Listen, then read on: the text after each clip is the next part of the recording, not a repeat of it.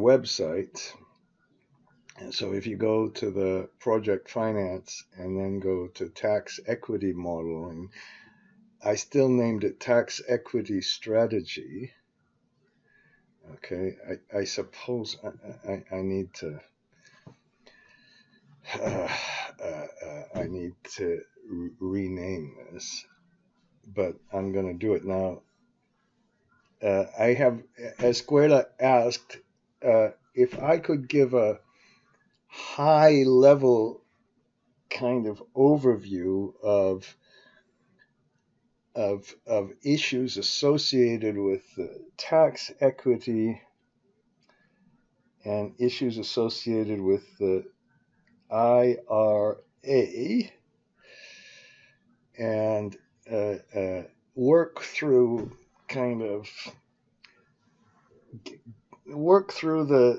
discuss all the issues and how you can put them together, and it can make your head spin. Okay, now I've just listed a couple of issues. I just threw these down really, but um, the whew, you notice I'm okay. Whoops, the issues I'm going to start with, and the first thing I think it's so important to understand. Well, important, not so important. The difference between a tax rule, like if you're selecting the investment tax credit, the ITC, you need to compute that investment tax credit and then take half of that tax credit, and that reduces the basis for your depreciation. That's a tax rule, and they're just rules, and you need to get those into your analysis. Now, as we're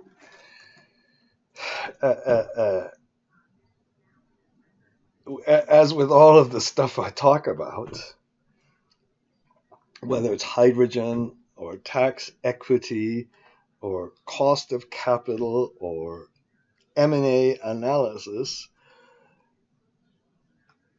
my general proposition is that you can understand these things with a financial model, and perhaps with a simple financial model, better than with other reading an article from a lawyer, looking at a website with the description of the tax law, or trying to interpret some enormous model from somebody else. So if you make a simple model, that's how we're going to do it. So the first thing is to understand the rules. The second thing is, and I'm going to go nuts with a couple of these things, and one of the things that really irritate me in the world these days is this discussion of a three-statement financial model as if that's some big deal. If you can make the balance sheet balance, if you can make a profit and loss or income statement, a cash flow statement, and a balance sheet. Well, normally in project finance, we wouldn't have to do that. But in this case, it's absolutely essential because of, again, a tax rule. Now, when you set up your balance sheet, what to do with some items, like like the investment tax credit, I'll use that one, can be a little confusing. You would think that if you have an enormous amount of tax deduction or tax credit you're getting from the government, wouldn't that show up somewhere on a balance sheet? In the old days, it used to show up, by the way. It used to show up on the liability side of the balance sheet as some kind of deferred credit. But no, the tax authority tells you how to do this. Okay, and then we need to, once we have a balance sheet, and once we understand that in the most common kind of transactions associated with all of this IRA and is we're going to talk mainly about a partnership transaction where you have a tax equity partner who invests some money and gets most 99% of the investment tax credit or the production tax credit we'll talk about, and a developer who gets a lot of the cash flow. Okay, that when you do that, I want you to understand why you do this inside and outside basis, why it's a pain, and what the general principle of it is, which is that we don't allow equity capital of the tax investor to go down to a negative number or zero. Okay, that's the implication. We have to understand why that's important and how to model it. Point number 4, I'm going point by point by point. I'm going to go through this kind of slowly. Point number 4 is to understand, and I have suggested an alternative to the IRR.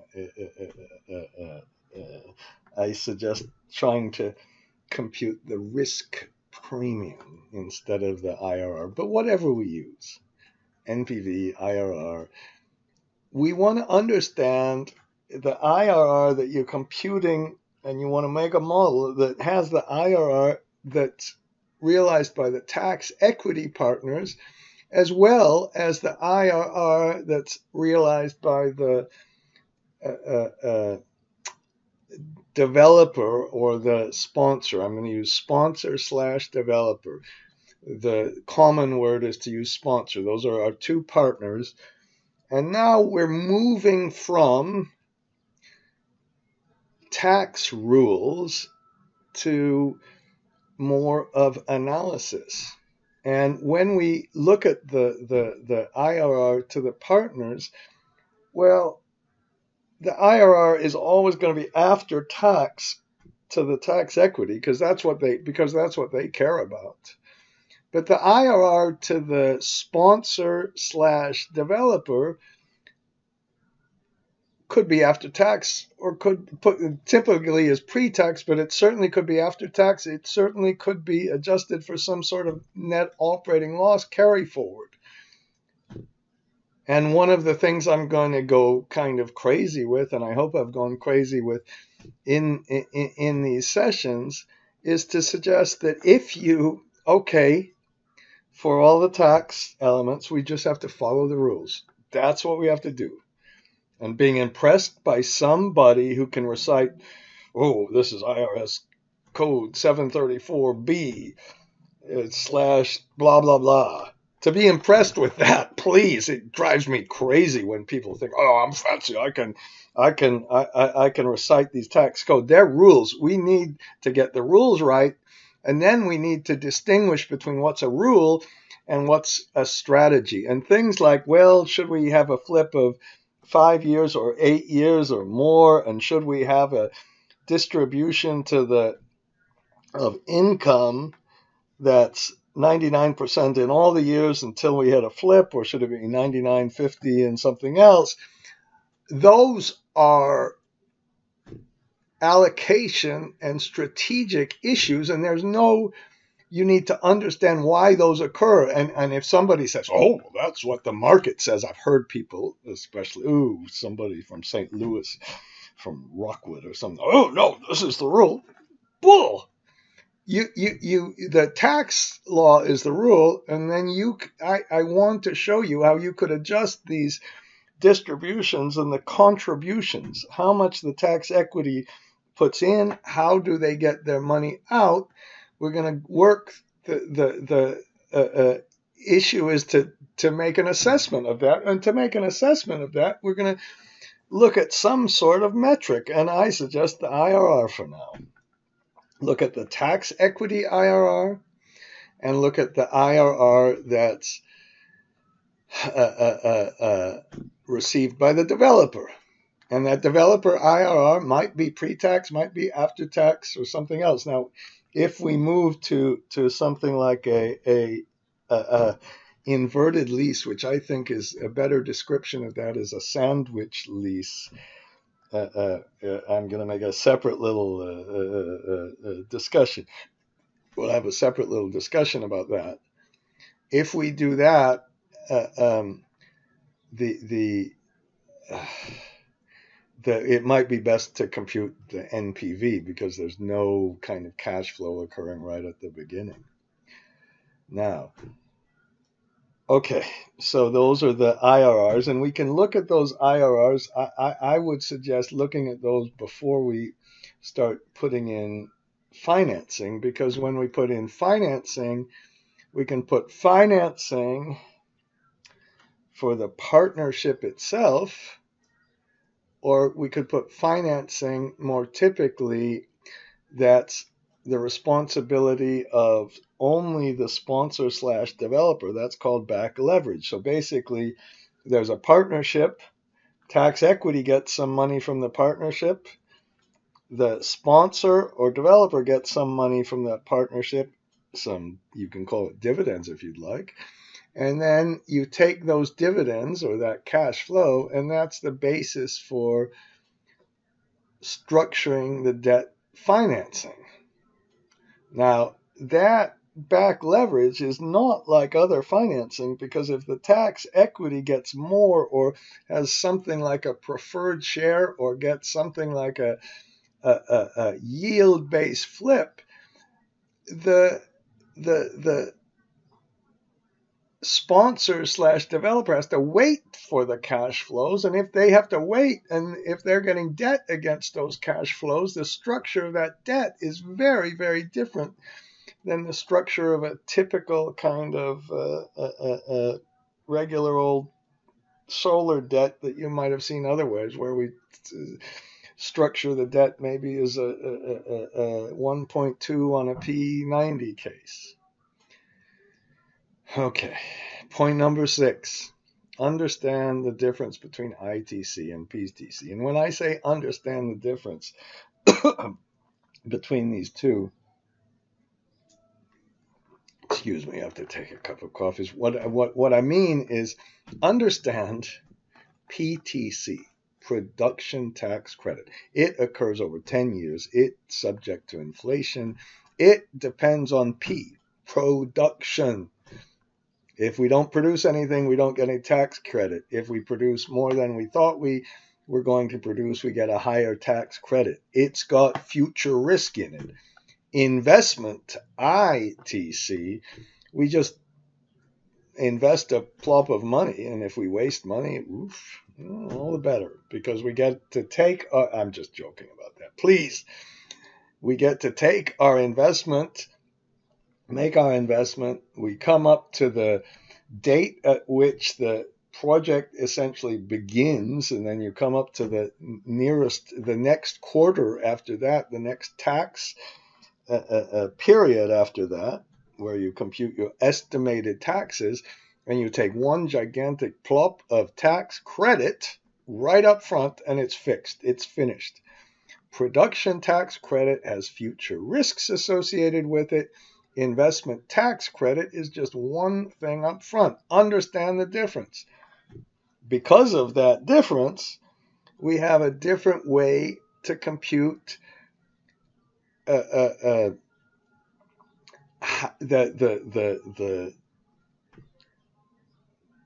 shares of income and the shares of dividends, and we're going to go through that in any partnership. Think about just a regular big corporation. I don't know, maybe some big corporation has some minority interests, or maybe they have some preferred shares, or maybe they have common shares A and common shares B. Okay, and perhaps when you have your corporation, the common shares A, oops, my internet connection is unstable. If you have common shares A, maybe you own a certain percentage of the corporation. You have some shares, but the share you get of dividends, it could be through a preferred stock, it could be through taking different kind of risks, it could be all different. The way we pay the dividends can be very different than the way we own the shares. And that's what we're really doing here. We're having one share of income and another share of dividends. Now, when things, and we're making it even more complicated because we're deciding based on different rules. And there's, again, I'm going to go crazy on this, but anybody who says, oh, no, we have to do it one way or another way, that's what you do in your model. You assess who's getting the fair share of the dividends, who's getting a fair share of the tax benefits, and you adjust those for risks. And that's what you have to do. That's where the kind of strategy comes in. Okay. And now, why would you use when you determine when these shares of dividends, for example, cash flow change, or where the shares of income change? Well, you could do that just based on time-based flips. On one particular year it changes, or you could do it when you hit a certain IRR. Now, I've heard these lawyers say, oh, solar as a yield-based flip. Shut up, please. What happens is it makes sense for a production tax credit to have a yield-based flip because that is uncertain. And those tax investors are pretty greedy because they want a reasonable kind of after-tax return, and they want to get have low risk. They hate taking production risk, but the production risk is an essential part of this kind of transaction. So if they can get basically the first call, they get a higher percentage of the cash flow until they hit something like a 7% yield. I think 7% after-tax yield is an amazingly high kind of return, but that's beside the point. When you take, excuse me, it's so hard to do this when you get interrupted. Oh God. I was talking about a yield-based flip. When you do that, that can mitigate the risk. Now, if you have ITC, well, the ITC is a very different matter. The risk in the ITC is not being able to realize all the tax benefits because of our accounting problems and our inside and outside basis. In that case, yield-based flip is far less necessary. Now, you can talk fast and say yield-based flip, time-based flip, let's do both. I've seen people try to do both, fine. And then you have to decide, well, which comes in first and which comes in second. You take the flip when it comes in first. So you can structure these transactions all differently. Now, when we go through the yield-based flip for the production tax credit, we've got to understand that the yield-based flip is the yield-based flip can be computed with something called a tracking account. Okay, because you get into this real problem of what happens if to try to do some horrible thing where you do some kind of goal seek on the IRR would be a real idiotic thing to do. It would be a mess. And do it with an elegant. It's almost like a loan with capitalization of interest, where you capitalize the interest and have a cash sweep. That's like so you just repay and repay and repay until you've paid all the interest. Well, that's like the yield-based flip, and then you turn it around after that. Now, once you if you have and by the way, okay, if you are having back leverage on a yield-based flip and you are a banker, it sucks. And here's why it sucks. You better, if you just make a loan to a regular old project, if you make a loan to a regular old project, okay, we have a P90 and a P50 and we do all of that stuff. But now when you have a P90, two things occur. We've got lower production from a lower capacity factor on a wind farm, let's say. But then also we have we have we have excuse me, we have, I think I'm still okay. We have lower production. We also have a flip occurring at a different time. And if the flip occurs at a different time, the sponsor or a developer cash flow that those people get, that changes over time. And then you add in all the corporate PPAs and the merchant risks. Oh my gosh, you can kind of go crazy a little bit of this. But you have an extra dimension, an extra risk. It's not only that the cash flow goes down, it's also that the yield based flip makes the cash flow change over time. You just need to understand that. Now, I'll go through the where's the next one? In number 8, when I saw tax equity bridge loans, another thing, TEBL, TBL. I don't know if that's what you call them or not.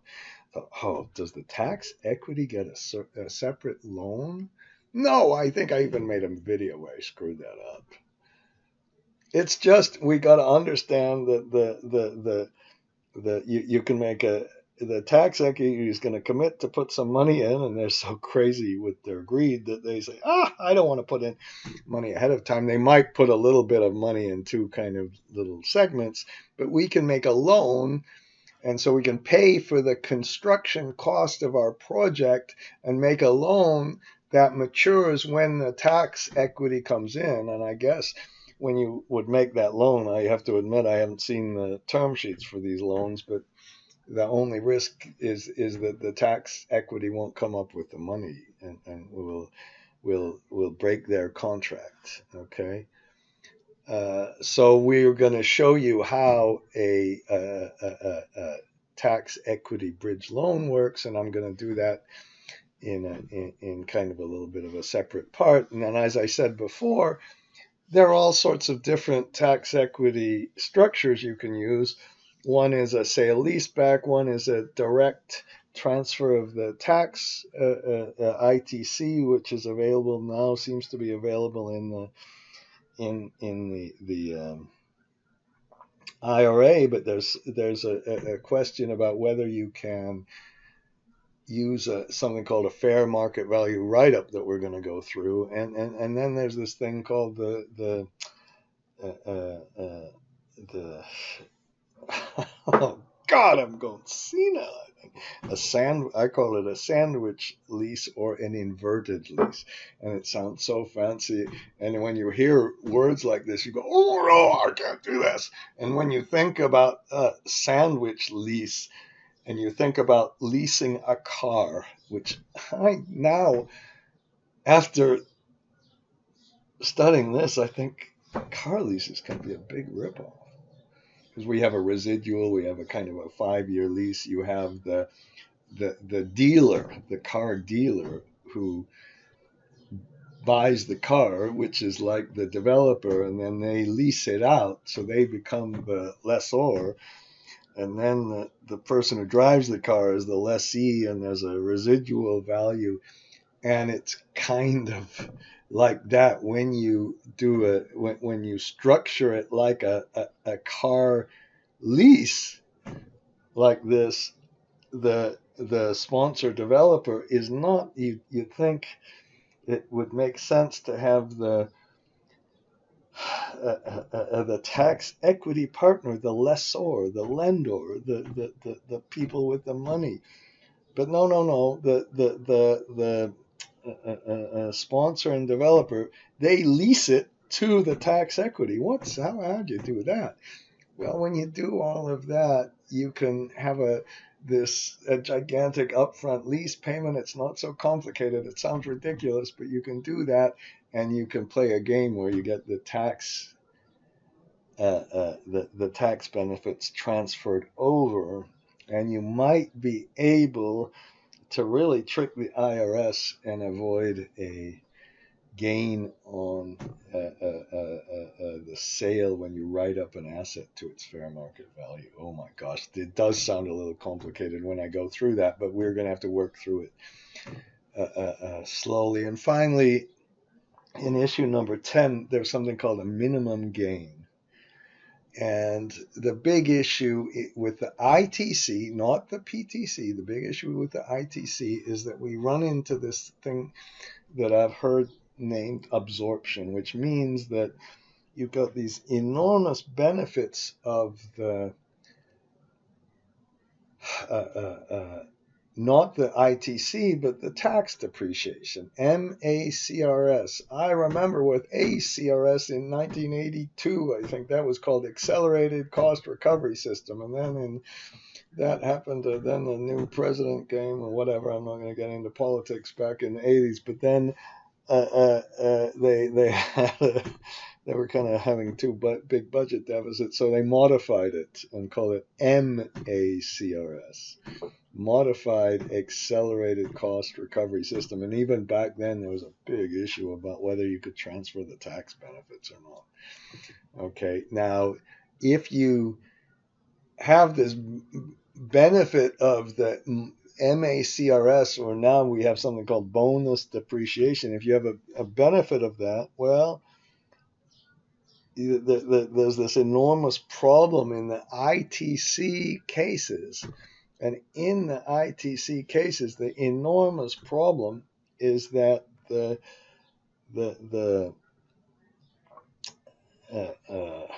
see, I hate making videos sometimes because my mind goes back and forth. But the enormous problem with the depreciation is that a big write-off produces negative income. We all know that. Depreciation, you take a depreciation, it produces negative income. And that negative income combined with the fact that you make an adjustment for this basis differential we're going to talk about, these are all not so complicated. I swear they're not so complicated. But when you combine that, you get the you get a just a second, I got a clue.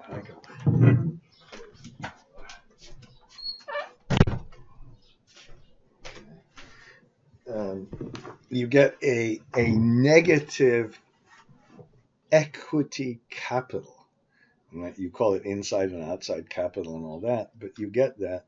So if you could take a loan out and take that loan and say, okay, this loan is part of our capital base, and we have a higher starting point of capital, you can mitigate that somewhat. That would be if you put the debt at the project level and it's not back leverage, you can do that. And then there's something called minimum gain and you go crazy. Now, there's a lot of issues here. There are a lot of issues here. And how do we make it through some of these issues? Now, what I'm going to do is I'm going to try to go point by point. So what I did is just wrote some of these points in our on the website, on my website, whatever. Okay, and I would say that no matter what you do, and now I'm going to go through modeling because, well, how we need a model to measure some of the strategic issues on how to make the allocation, on how much debt we can raise, on what kind of IRR we should measure, on how to negotiate, and all of these kind of things, and whether a project makes sense, whether we should make an investment in this project or not. Okay, that's of course why we make any model, and then what kind of price we can charge for a product, all of that stuff. The first thing to do And I go crazy with this. Some people, I know there are all these rules, and the bureaucracy that's happened to modeling is so sad it makes me crazy. The first thing to do is not to start putting in capex and how do we fund capex and your famous whatever you called it, the monthly M sheet or whatever, the cash flow M sheet or something. The first thing you do is you compute without any finance, without any taxes, the IRRs. And when you're going to work through a tax equity analysis, setting up a clean and sensible structure is a really, really big deal. Okay? And uh, uh, uh, so I'm going to show you how to do this. Now, when you do this, I call it a pre-tax project IRR, or if you're fancy, you call it an unleveraged, pre-tax unleveraged IRR, or something like that, whatever you call this. Okay. I'm going to illustrate how these models work with two different examples. And let me open these examples now, okay? And I think they will be right here on this website, I promise. Okay, I gotta go to my Kenny sheet, and the first example will be something that I think is really, really important. And that's doing and understanding all of this stuff with just an annual model. I know taxes are paid quarterly, and we got to be really, really precise on some of the timing issues. But we've got to work through all of these cases. I've got kind of a simple case, and then in addition to that, because I have seen and I get so crazy and irritated, ooh, I'm going to be arrogant. I'm not something. We need to have Hetty or somebody be Gordon Ramsay and take your model and like it's some food you're eating and say, that sucks. It doesn't work. You're a bad chef. I hate that show, by the way. I really despise it. Oh, I can't stand that reality TV. Sorry about that. Uh-oh. Okay, hang on. I've got just a minute.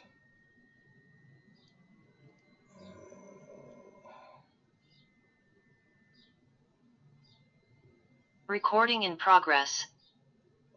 Okay. I think I'm okay. Whoops. I think I'm still... I'm recording a Zoom thing at the same time. Whoops. Okay. Whoops. This is so okay. I oh, I opened another sheet, and I'll tell you the reason I opened this. I saw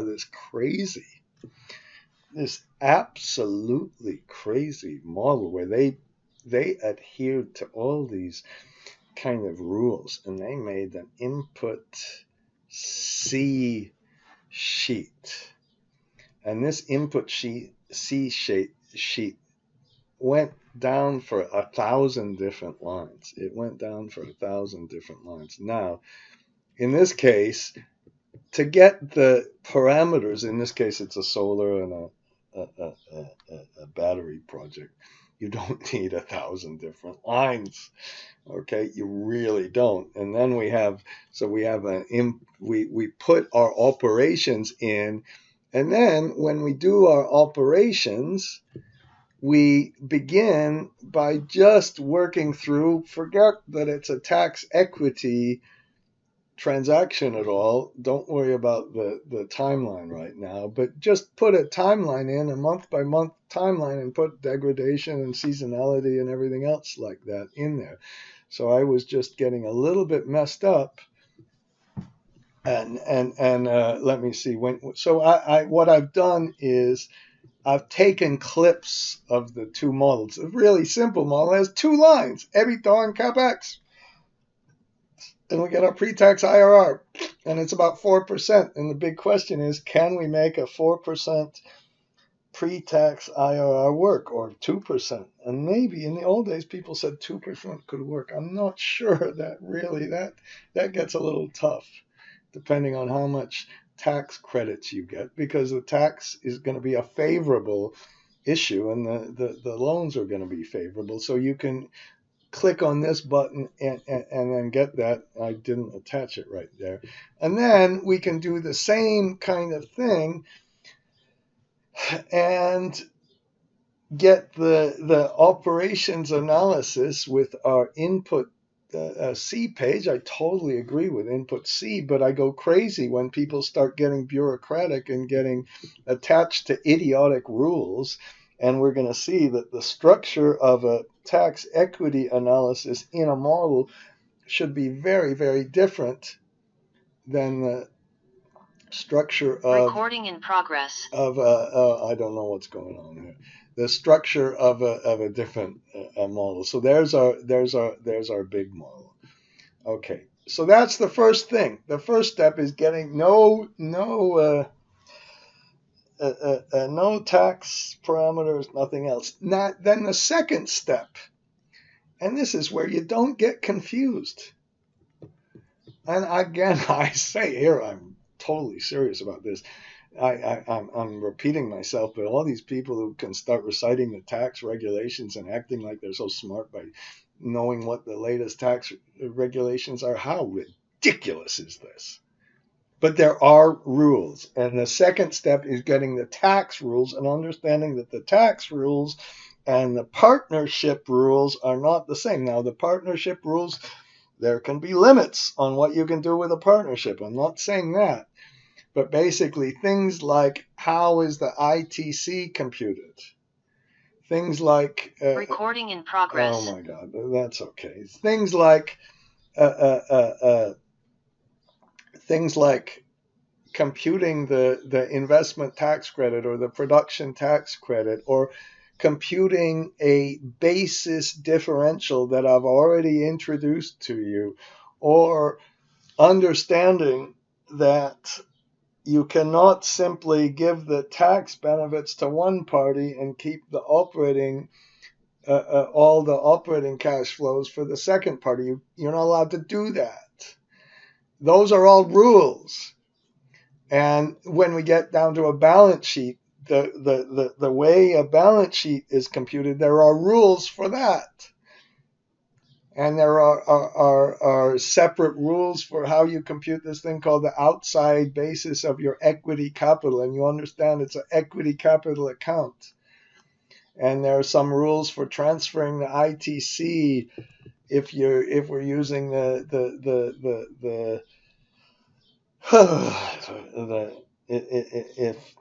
are in this Inflation Reduction Act, whatever. Okay, and then we work through how the rules for suspended loss work and reallocation of income. What do they all mean? These are just rules. And let me just give you a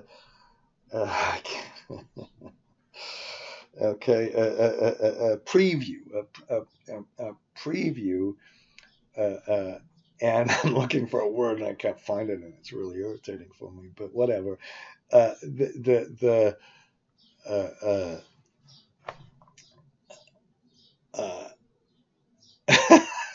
You lost my stupid. Okay. Let me give you a preview of the inside and outside capital. I forgot how idiotic I am. Okay, now, oh my gosh, I'm really losing my internet here. What's going on here? Okay, I'm in this third world country. Oh no! Just a minute. Am I going to get it back? Okay, now, once you, so the next question, kind of from a modeling standpoint, I hope I've got this. What's going on? I'm really nervous now. It doesn't show me. Do I have to press the F5 key here? Maybe I can get it back. Just 1 second. Oh no. Oh, come on. Okay. Stupid.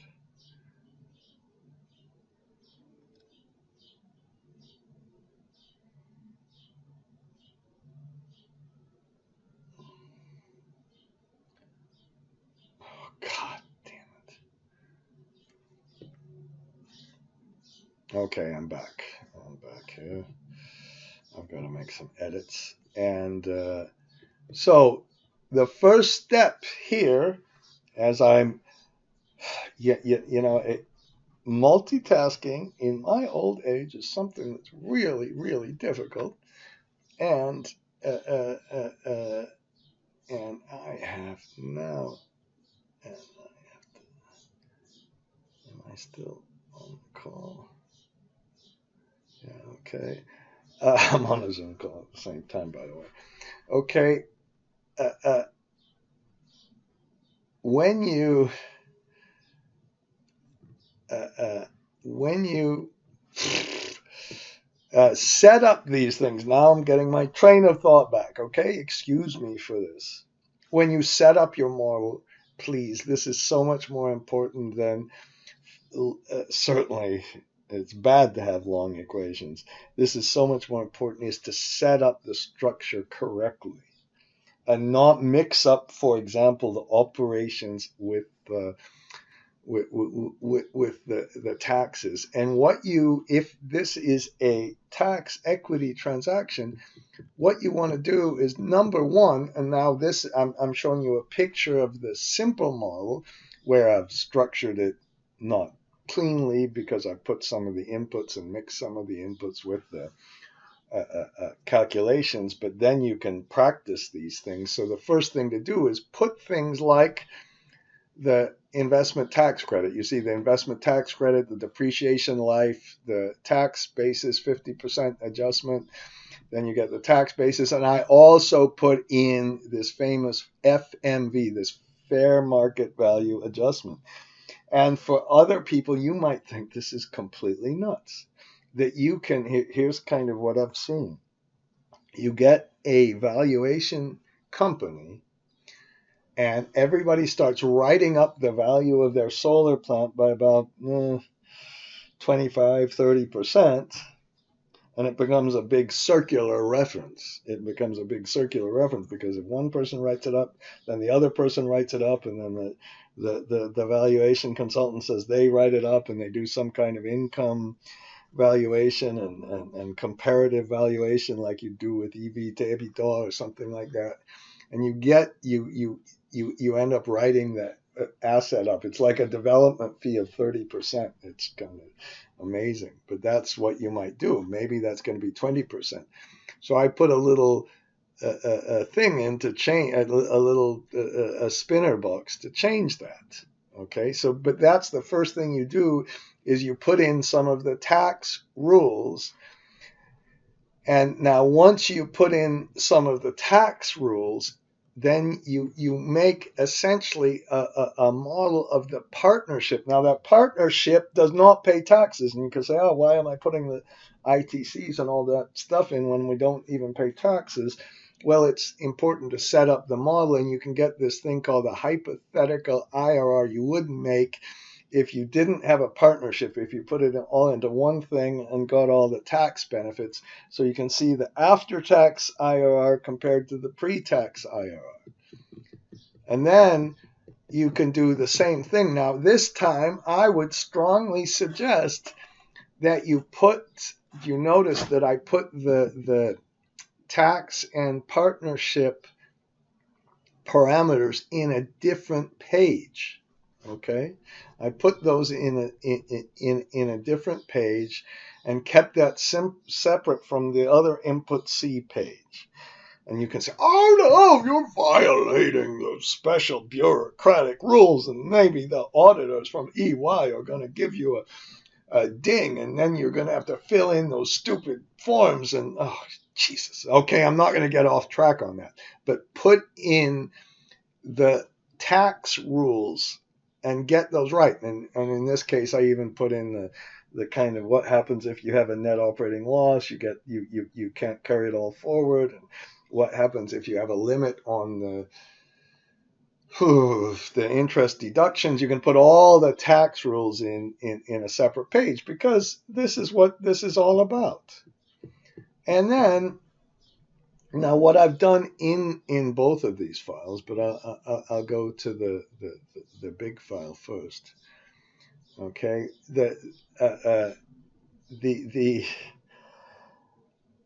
I've put in a page. I hope I put this in. Maybe I didn't put this in this one. I didn't put this in this page. Just a minute. Oh, we got all the.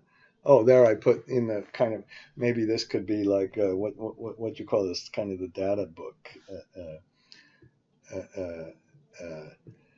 Okay, and in that I have tried to just write down year by year what happens to the some of the key tax elements. The first thing you can do is get a bonus tax depreciation. That means you get 80% of all you can take a 1 year write-off. Unbelievable, really. But then that goes down over time, and by 2027 it goes down to zero. So you can take this gigantic upfront one, a write-off. And then if you don't take a write-off, you have the MACRS rules, which are basically double declining balance. And if you use in Excel, you can use something called VDB and put in a factor of 2, which, did I do that here? I didn't do that in this one. Did I do it down here? No. I just put in directly the tax parameters. And sometimes you have some, by the way, some, like if you're building a solar project and there's a garage or there's a transmission interconnection, that doesn't qualify. So you have to put the qualified and non-qualified, and that gets a little more complicated. And then when you get to the ITC and PTC, things get crazy, because you get a different credit. You all know this probably, depending on if it meets the labor requirements. So obviously this is an anti-Chinese kind of thing, where if you build the panels in China and the panel prices have been coming down in China, you don't get any. You get almost no investment tax credit versus 30%. And then if you have domestic content, I don't know exactly how you measure that, or if you build this for an energy community, I suppose that's, I don't know, maybe a bunch of houses together or something, then you can get an additional. So you could, just from this, you could get up to a 50% tax credit, and then you can get even higher. If it's a small project, you get an additional 10%, and if it's low income, you get an additional 20%, and that changes year by year. And then this production tax credit, which is measured, you have to have a meter somewhere that, well, you always have that, but measure the amount you produce. This tax credit, and you notice these change after 2034 and 2035. That's a long time. You get the same sort of possibilities. Now, what I try to do in a different circumstance is to put a little, checkbox to say, which one are we getting? For purposes of this video, we don't do it. Now, if you're having a hydrogen project, it's different, because the hydrogen project, number one, if it's a green hydrogen project, it depends on how much CO2 you produce. So if you're buying presumably from the grid, you have to figure out how much CO2 you're using if you take the electricity and make it do electrolysis and make it into hydrogen, or if it's blue hydrogen, which is different, where you actually have some sequestering of the hydrogen, the carbon, you can get something called a 45Q. And again, these people can recite, oh, 45Q and all blah, blah, blah, blah. But when you do the hydrogen, you don't have a kind of a straight line relationship. There are these, depending on how much carbon you put into the atmosphere, and I think it's kind of good. I'm going a little crazy. I'm sorry. I admit that I'm worried about the, really, I am, about the warming and everything, okay? But if you put no, if it's really green, you can get $3 per kilogram, or a ITC of 30%. If it's not so green, but somewhat green, I guess, you can get a 6% ITC and a 6 PTC. Okay, so let's go back. So that those are just rules. Again, those are just rules, and they're painful a little bit, but they're not impressive. They're just painful. And why you have to pay some tax accountant some enormous amount of money because they know the rules and all that and can recite them really well, well, that's a different story. Now, the next rule is we have a separate input sheet, and we have the parameters to compute our tax depreciation and our investment tax credit and everything else. Well, then we move to this partnership account. Now, I'm going to open. I'm so afraid of all the stability and all that stuff going on in the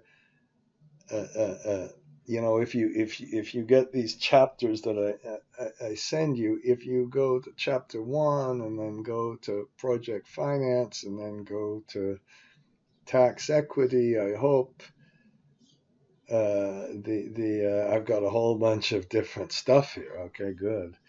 And where is the not the simple exercises, just the maybe the illustration, okay? And in this, I hope I'm opening the right file. I'm very nervous, and I hope I'm not opening too many different files.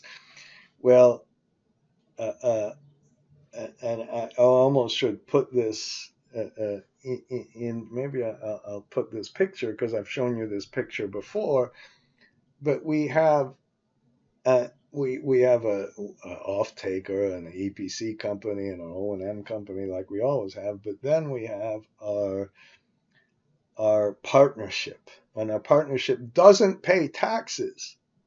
It doesn't pay taxes, but you could pretend it pays taxes and compute a hypothetical IRR.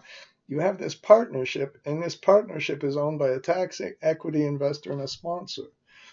And when you have this partnership, you can have debt down at this level or debt down at this level. Now,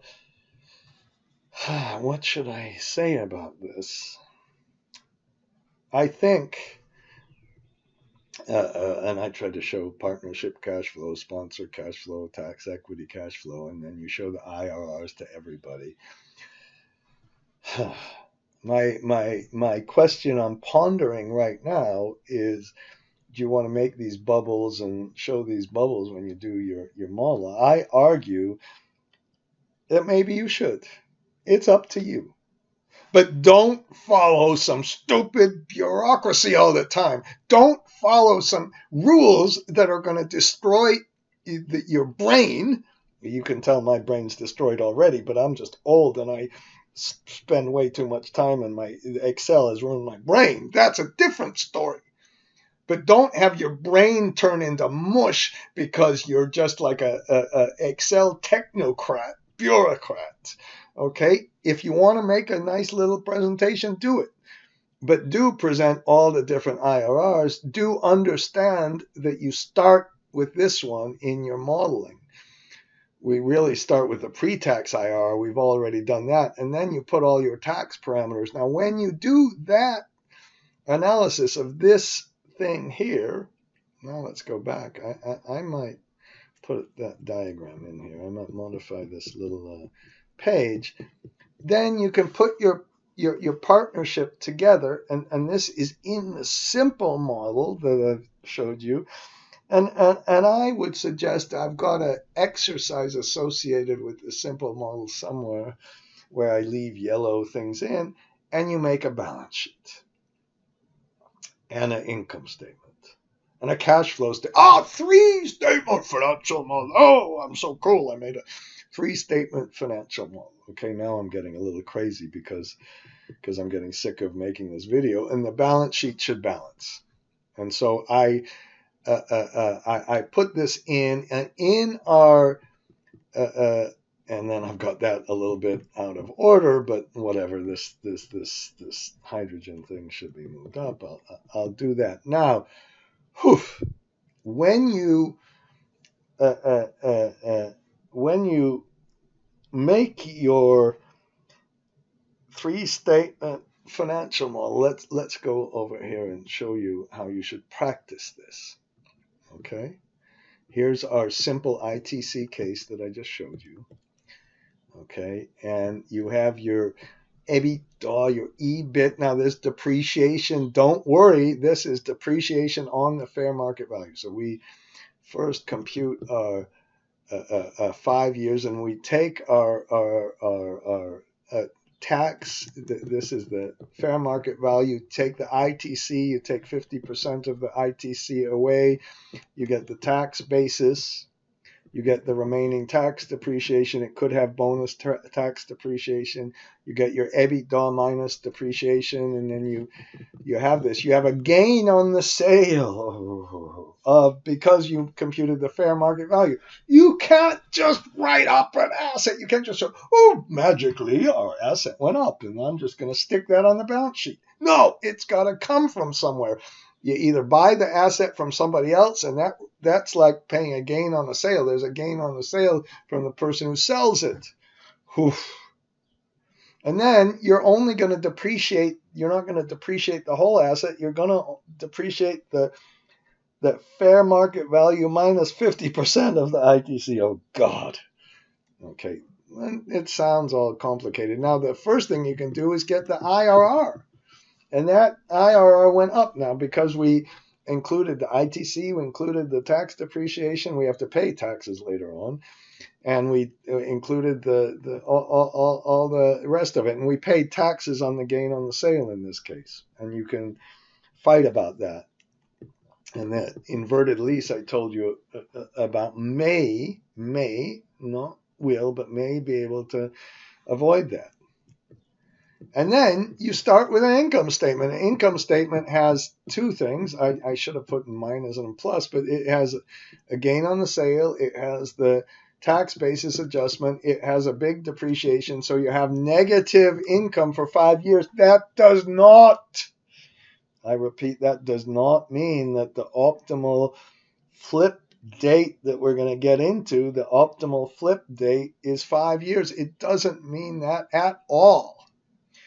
Okay, and then once we do that, we can get a ridiculously simple cash flow statement, which is your EBITDA coming in and your capex going out, and then you put your balance sheet together. And the asset side of the balance sheet should reflect the fact that we're writing up the assets and we're taking a gain, and that we have this basis differential, and we can only depreciate, we can't depreciate all this, so we have to take that. That's like a loss, at least that's what the government says, the tax authority, the IRS says, take that as a loss. And then you can make your asset side of the balance sheet and put no debt in yet. Don't get complicated yet with the debt, with this minimum gain and this project level debt. This is, again, we're modeling the partnership, okay? And we can, just like any other equity account, we put in the opening balance, we put in how much equity you put into the project, the income, which is negative because of the depreciation, is we add the negative amount. That becomes positive after a while. Okay. And then we have a dividend we're paying. And the dividend we're paying is that we're just going to pay out all the EBITDA.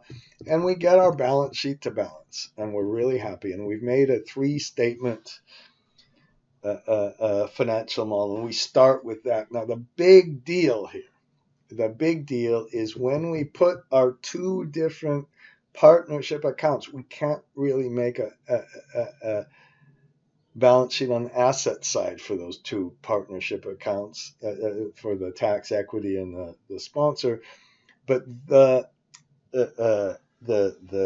equity capital for those 2 partnerships should equal this. And if you're making a more elegant, bigger financial model, what I suggest you do is, we're still on this one. I didn't change the. Okay, here. If we go to this page, the painful part for me, perhaps the most painful part of this whole thing, is coming up with a way. Once you get the cash flow of the partnership, coming up with a way to this is the LLC. I call it LLC. This is our yellow. Oh, I don't have generic macros open. I better open that, because if I have generic macros open, then I'll be able to use the tab key.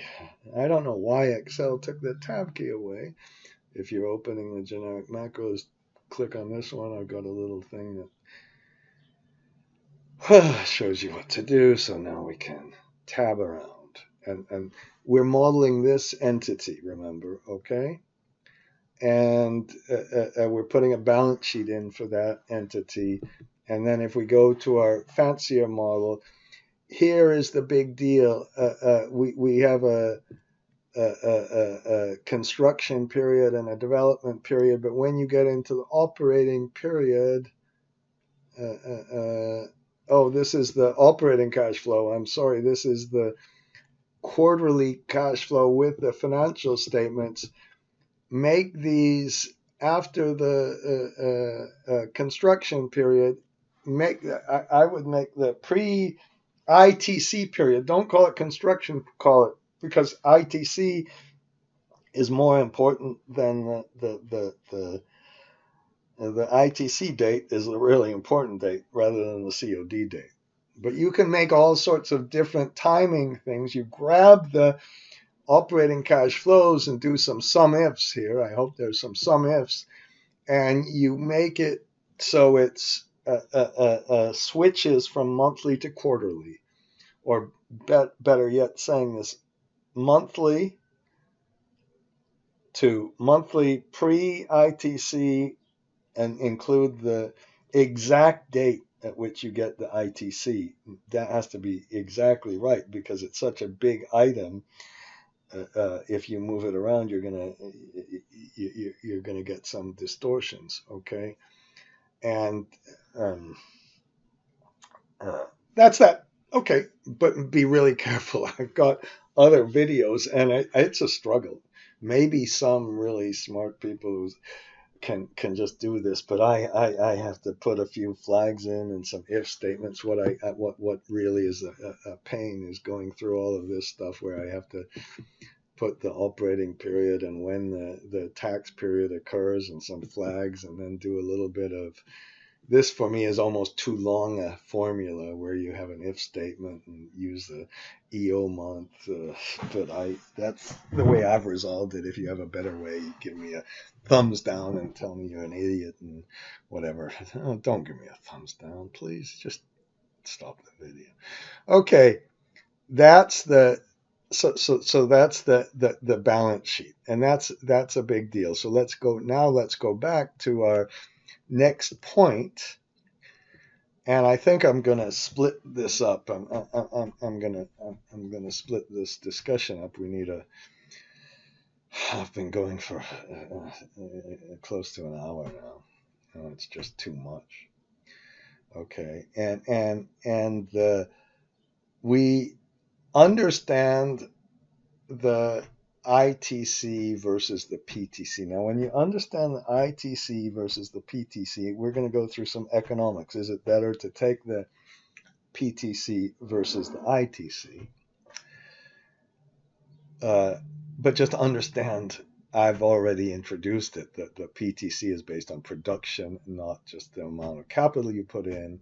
The PTC has some inflation uncertainty. You don't know what the inflation rate is. In fact, the fact that it adjusts based on inflation is good because it holds the real return more constant. ITC has that basis adjustment we keep talking about, but PTC does not. And when the reason I introduced the balance sheet is because those capital accounts are going to the capital accounts are going to limit our ability to use all the benefits of the tax depreciation. That's the big issue with ITC. It doesn't happen with PTC. So all this inside basis, outside basis business is much less important. So now what I have done in that simple case, again, this is the simple case, I went through a solar project, a wind project, two different hydrogen, a gray and a green, a blue and a green hydrogen project. Okay, and we put in some parameters. Now, when you think about this, it's pretty clear, really. If you have a whole lot of upfront capital and not much production, ITC is more important. If you have a whole bunch of production and less upfront capital, PTC is more important. That's basically it. So basically, in really simple terms, solar tends to be ITC and wind or hydrogen tends to be PTC, but not exactly. So what you can do is put the same sort of parameters for the tax rates and then put some, in this case, I did some simple kind of simple, and let me go to that page. Again, I promise this is going to be in. So solar ITC versus PTC, okay? And I don't know why it went all the way down to the bottom here. Okay, so we put these in, and then we do an analysis of, with some assumption on the FMV write-up. For some reason, I have 24% in this case. What kind of ITC you take, and eventually you get the present value of the cash flows after tax with ITC, and then you put the PTC in and get the present value with PTC, and in this case the ITC is greater than the PTC. Okay, and once you do all of that, then you can put different costs of the upfront costs and different, in the case of solar, different yields. And don't use that horrible data table. It's going to slow you down. Instead, I made a really simple, and I'm not going to waste your time on this because I think I'm going to make a different, a whole little video on it. But basically, you make, I didn't even name it. I just attached it to the button. You just go around the rows, go around the columns, put an name some cells, and then you get this. And you can see here that in certain circumstances, if it's negative, the PTC is better. So if we get a really high yield and a relatively low cost, there are certain circumstances where the ITC, and I forgot to mention batteries here, but batteries are basically all upfront capital, I think. I don't know, you can look at the same things with the batteries. So if you do this without a stupid data table and you don't put this in between here, the big deal is you can make a graph. And you just rerun, you can put some different parameters in for, I don't know, what the fair market value, for example, or the discount rate or something like that.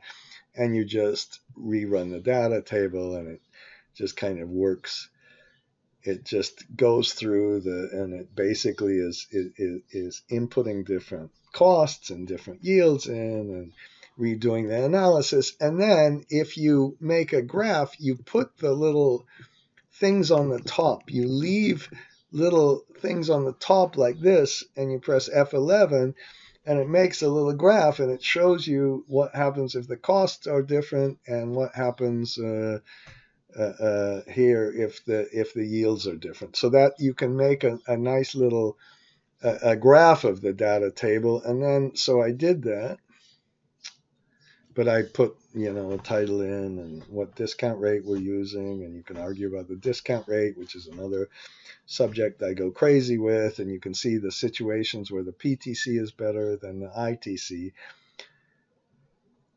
for solar. And working through that,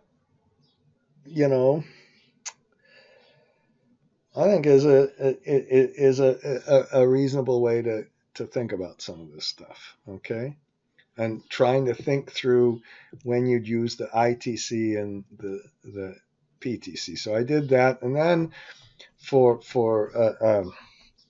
wind, we put a capacity factor in. We put there's another page for the wind, and we work through it. And in this case, the PTC is almost always better just because the different cost structure and the fact that you have more O&M is, if O&M is a bigger part of the cost structure, imagine you have something that only has capital, no O&M, then capital to get an IRR, the capital and the cost of capital is a really big deal. Imagine if you have something else, the capital is not so much, but you have a whole bunch of O&M, then the PTC will be more important. It's just really capital intensity. It comes down to that. Okay. And then we can, oops, and I didn't put the hydrogen ones in. Now, when you go through the hydrogen ones, I'm going to make a separate video on all the hydrogen issues. Okay. Because they're, oops, and I've got the wrong, that's the detailed model, that's not the right one, that's, aha, see, I'm pressing Control Tab because I made a little thing in generic macros that doesn't remove those jerks with Excel. They took that away from us. Okay, and so we've got a wind graph. When we go to the hydrogen graph, PTC is better, and we really need to do that step function, and you can try to do it with blue hydrogen, and if you can step up and get the capture enough CO2, you can suddenly get it to go up, but that's a little trickier. Okay, so we'll go through that in the next one. Again, you can download this file and see how it all works. Okay, and okay, now I'm going to take a tiny little break.